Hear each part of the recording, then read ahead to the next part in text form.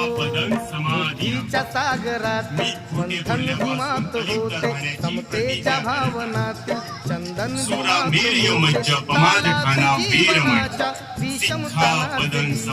न्यायाची रागदारी त्याचप्रमाणे मोहात पडणाऱ्या इतर मादक वस्तूच्या सेवनापासून अलिप्त राहण्याची प्रतिज्ञा करत आहे. माझ्या धुरंधराने इतिहास व्यक्तीने मन व शरीरावर संयम ठेवून ही पाचही शिरे आत्मसात केली तर ती व्यक्ती शीलवंत बनते. परंतु आज आपण पाहतो की या मूलभूत पाच शिलाचे सुद्धा कुणी पालन करीत नाही. तरुण मुले सर्रास नशेच्या आहारी जात आहेत. माणूस आपल्या विकासासाठी जंगले तोडत आहे, प्राणी हत्या करीत आहे. त्याला